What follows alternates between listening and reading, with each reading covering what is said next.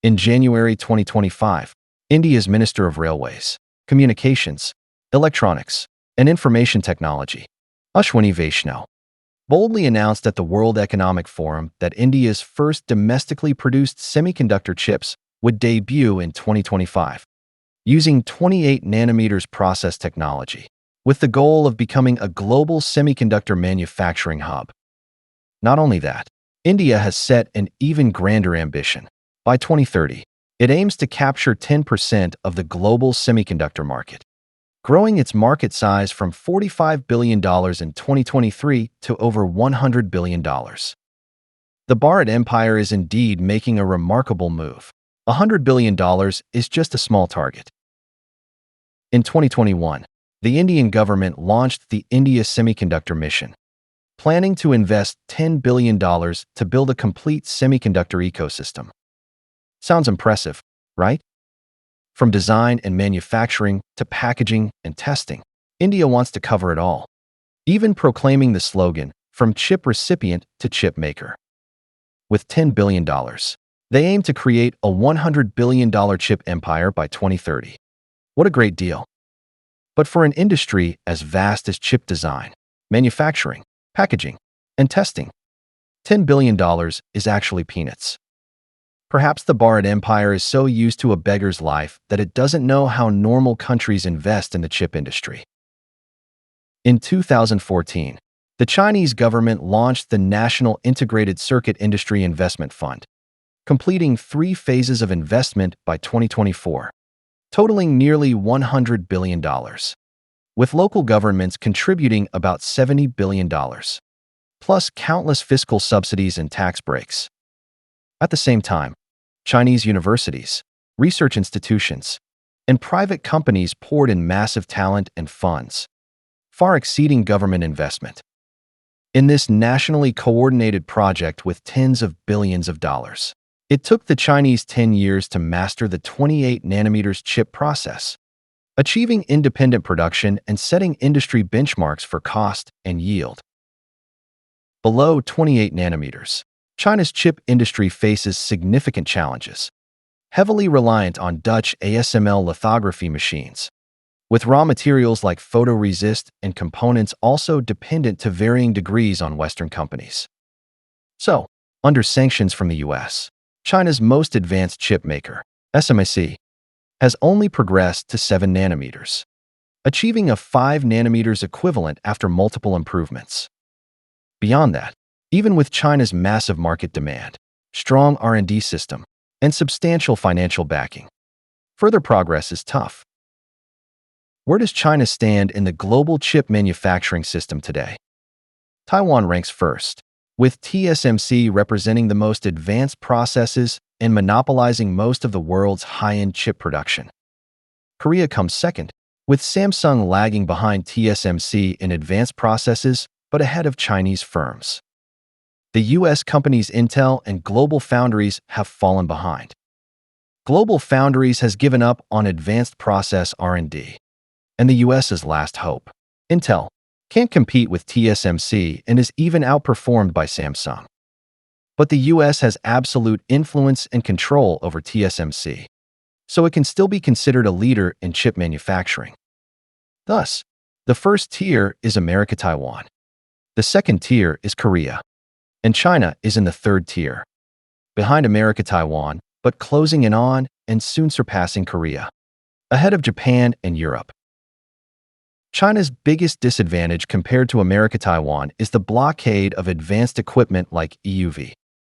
Its greatest strength lies in its full industry chain and talent pool.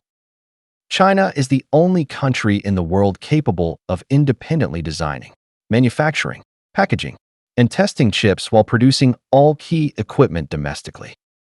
China's massive market demand also gives its chip makers an edge over Korea.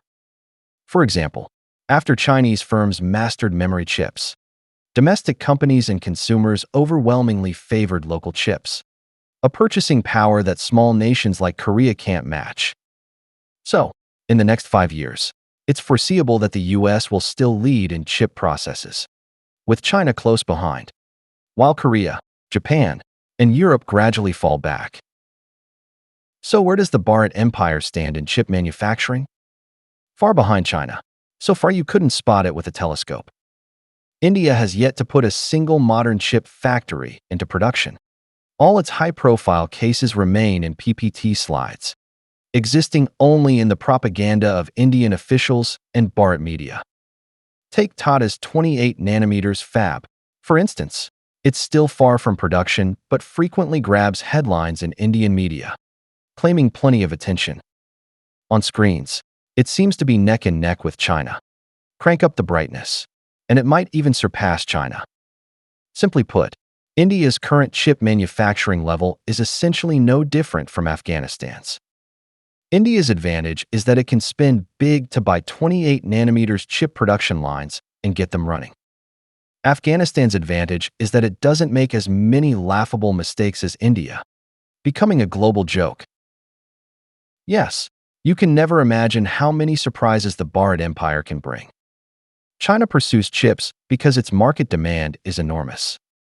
When China laid out its chip development plan in 2014, it was already the world's top industrial power. The Chinese government not only set long-term plans for the chip industry, but also launched the China Manufacturing 2025 plan in 2015, aiming to become a global tech powerhouse within a decade. Back then, China's tech sector was already sizable, with companies like Tencent, Alibaba, and Huawei leading their industries, and its mobile phone and PC industries topping the world, driving huge chip demand. Products from chip firms like HiSilicon were widely used in multimedia, security, embedded devices, and phones, giving China a solid chip ecosystem. On this foundation, China proposed building a chip industry led by national funds, supported by local governments, and broadly involving private firms. Today's India, however, has barely started industrialization, with almost no world-leading industries. Its urban infrastructure lags, and environmental sanitation is poor, with neither sufficient market demand nor a solid industrial base. It's baffling that India dreams up a plan to become a chip powerhouse. Chip manufacturing requires stable power and ultra-pure water, basic conditions India struggles to meet. India's plan is to develop the entire chip supply chain, but it relies entirely on imports for silicon wafers, lithography machines, and chemicals. India has no local chip manufacturing talent, and Tata hopes to bridge the gap by partnering with Taiwan's Powerchip. But even if Taiwanese firms are willing to transfer tech, India needs talent to absorb it.